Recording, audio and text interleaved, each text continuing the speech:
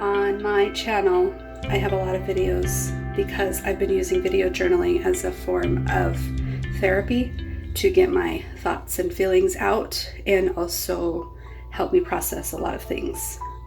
Today's video is going to be this beautiful sunset that you see in the sky on this video here, and it is my drive to my CODA meeting, my 12-step CODA meeting.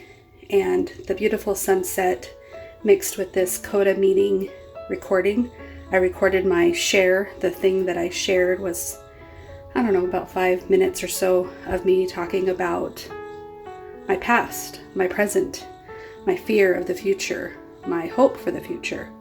And I hope you enjoy this little video, if for nothing else, but just for the sunset. Thanks so much, and let's listen to the 12-step share.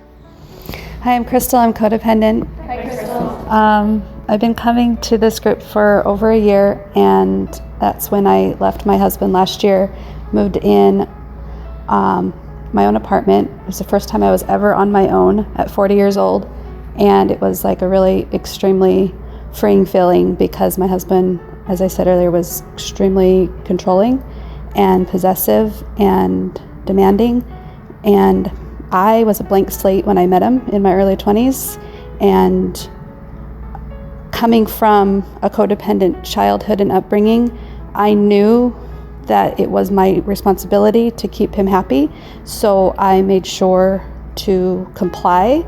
And then of course I had my list of requirements and demands, and we were always constantly negotiating and expecting things from each other. So when I was a blank slate and my list of demands I felt were simple and normal, of course that's how I felt about him. And then his just got worse and worse and worse to the point where I couldn't go to the movies with my mom or even watch music videos on YouTube because a guy might have his shirt off. Like, it was ridiculous. And it took me 6 years to get out of that house, and I clawed my way out of it, got on my own, moved in my own apartment, and I was freer and happier than ever, and I felt like I was on top of the world in so many ways. But as you know, the economy here in Phoenix is just redonkulous, and they ended up raising my rent, and I had nowhere to go except for my mom's house, which is not really sustainable because I can't bring my kids there. Oh yeah, we got kids.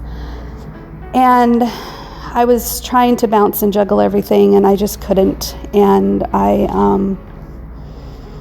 ended up falling back into the crux of my trauma-bonded relationship with my husband, because he was showing me all the good signs and the good things and all the, yes, I want to change, and yes, I understand, and yes, and yes, and yes. And I fell into it to the point where I had this like little voice in the back of my head screaming, no! And I'm like, I know you're telling me not to, but I'm going anyway. I don't know what else to do. So I almost feel like I put my little voice or my soul or whatever, that part of me that was so happy to be out, I put her into a time capsule, and I said, I'll talk to you later. I gotta go back home to my husband and my kids. And I've been back for almost 3 months now, and it's been miserable. I'm not my same self. I'm dissociating and checked out, sleeping more, gaining more weight, eating more. I'm just not who I was a year ago, and it's crushing me, crushing my poor little soul. And I really do believe in the program. I don't want to come in when I'm at home. I want to just sleep, but I force myself to come because I know I'll feel better. And I don't have a plan. I don't have a plan to get out. I don't have a plan to speak up. I guess what I'm trying to say is, I was convincing myself today that I have the power. I have choice. I have control over me. I have free agency. I have autonomy. I can step into that and choose that, but it's not quite safe to. And because it's not safe to, I have to muzzle that part of me and just survive. And that sucks. It sucks a lot because my daughter's 13 and she's watching me comply, and she's watching me be submissive, and she's watching me bite my tongue, and she's watching me curl up in a ball and cry on my bed, and she's hearing the fights from beyond the room, and my son's already acting like his dad, and it sucks. So I think the main point is that we just need to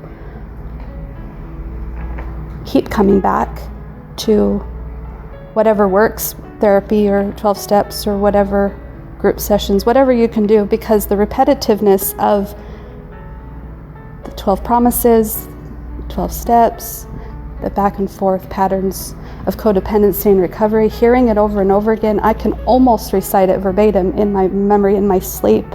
I can make myself feel better. I can bring my little self out of hiding for a minute to have pockets of good moments. And that's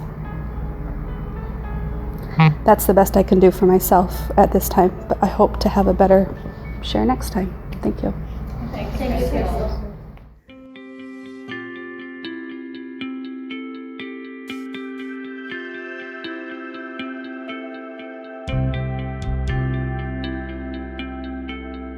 you.